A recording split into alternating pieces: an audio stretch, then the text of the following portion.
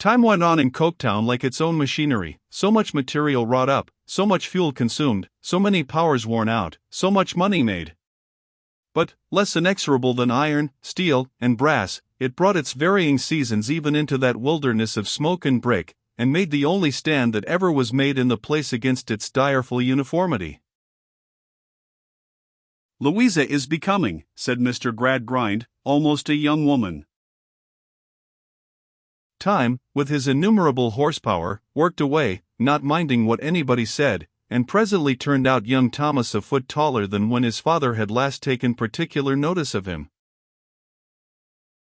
"Thomas is becoming," said Mr. Gradgrind, "almost a young man." Time passed Thomas on in the mill, while his father was thinking about it, and there he stood in a long-tailed coat and a stiff shirt-collar. "Really," said Mr. Gradgrind, "the period has arrived when Thomas ought to go to Bounderby." Time, sticking to him, passed him on into Bounderby's bank, made him an inmate of Bounderby's house, necessitated the purchase of his first razor, and exercised him diligently in his calculations relative to number 1. The same great manufacturer, always with an immense variety of work on hand, in every stage of development, passed Sissy onward in his mill, and worked her up into a very pretty article indeed. "I fear, Jupe," said Mr. Gradgrind, "that your continuance at the school any longer would be useless." "I am afraid it would, sir," Sissy answered with a curtsy.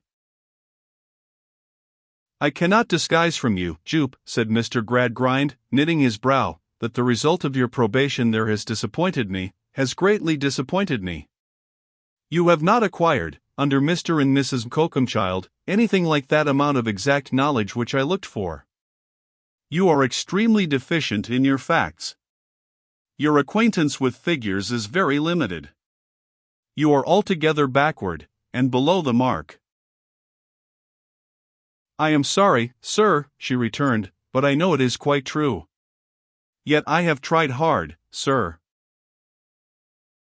"Yes," said Mr. Gradgrind, "yes, I believe you have tried hard. I have observed you, and I can find no fault in that respect."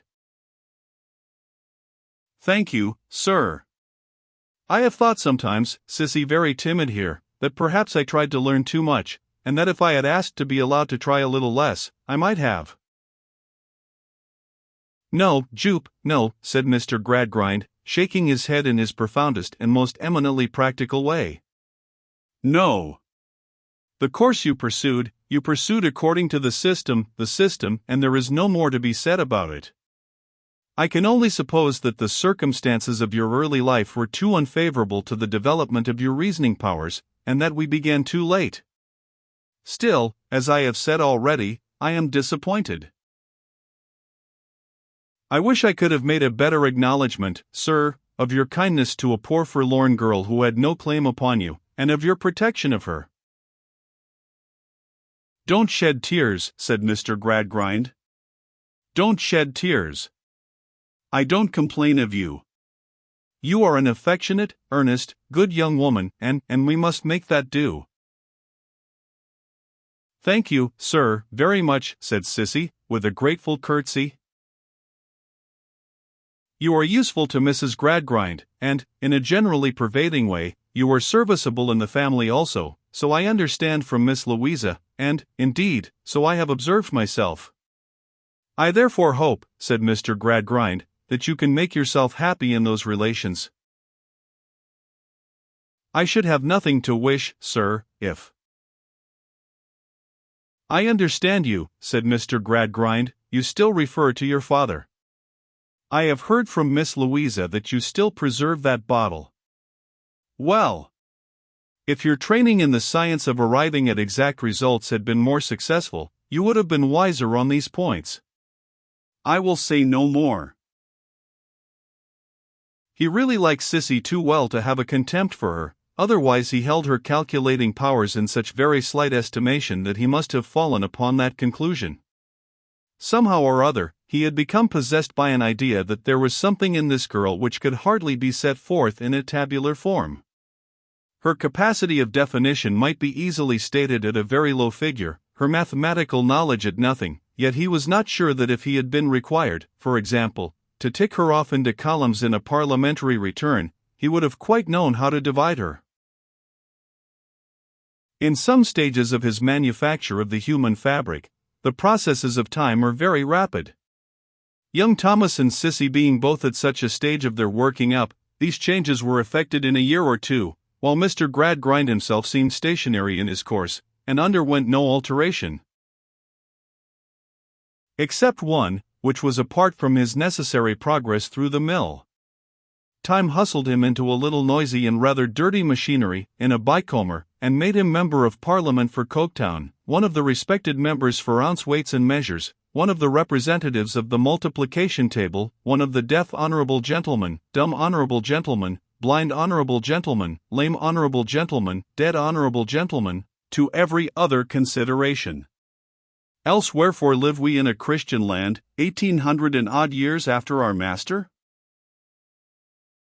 All this while, Louisa had been passing on, so quiet and reserved, and so much given to watching the bright ashes at twilight as they fell into the grate, and became extinct, that from the period when her father had said she was almost a young woman, which seemed but yesterday, she had scarcely attracted his notice again, when he found her quite a young woman. "Quite a young woman," said Mr. Gradgrind, musing. "Dear me."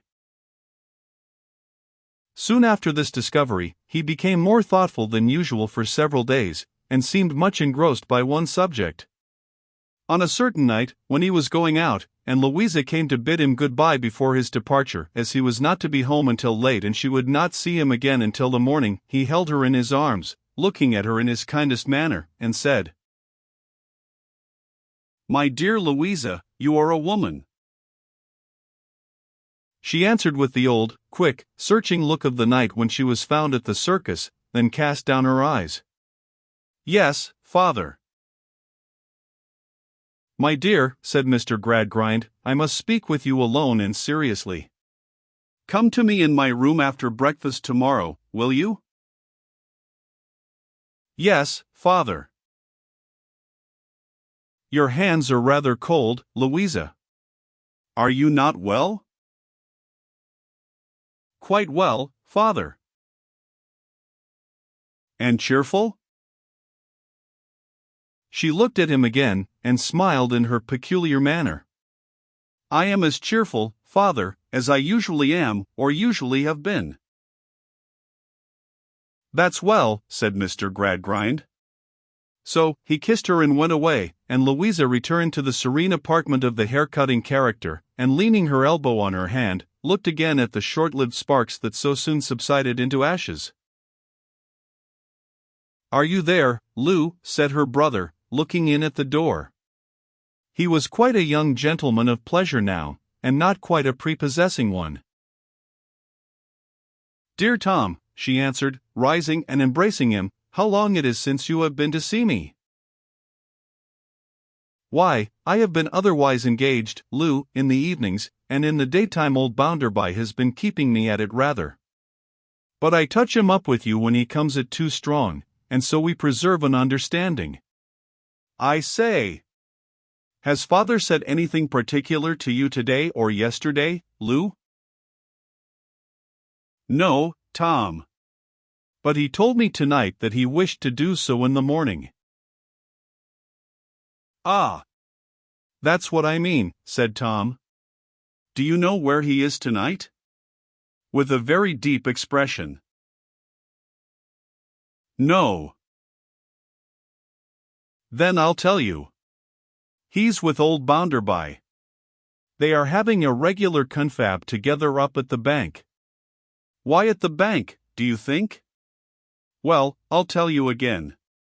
To keep Mrs. Sparsit's ears as far off as possible, I expect." With her hand upon her brother's shoulder, Louisa still stood looking at the fire. Her brother glanced at her face with greater interest than usual, and, encircling her waist with his arm, drew her coaxingly to him. "You are very fond of me, aren't you, Lou?" "Indeed I am, Tom, though you do let such long intervals go by without coming to see me."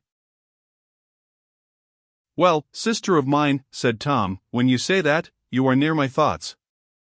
We might be so much oftener together, mightn't we? Always together, almost, mightn't we? It would do me a great deal of good if you were to make up your mind to I know what, Lou. It would be a splendid thing for me. It would be uncommonly jolly. Her thoughtfulness baffled his cunning scrutiny. He could make nothing of her face. He pressed her in his arm and kissed her cheek. She returned the kiss, but still looked at the fire. I say, Lou. I thought I'd come and just hint to you what was going on, though I supposed you'd most likely guess, even if you didn't know. I can't stay, because I'm engaged to some fellows tonight. You won't forget how fond you are of me? No, dear Tom, I won't forget. That's a capital girl, said Tom. Goodbye, Lou. She gave him an affectionate good night, and went out with him to the door, whence the fires of Coketown could be seen, making the distance lurid. She stood there, looking steadfastly towards them, and listening to his departing steps. They retreated quickly, as glad to get away from Stone Lodge, and she stood there yet, when he was gone and all was quiet. It seemed as if, first in her own fire within the house, and then in the fiery haze without, she tried to discover what kind of woof old Time, that greatest and longest established spinner of all, would weave from the threads he had already spun into a woman. But his factory is a secret place, his work is noiseless, and his hands are mutes.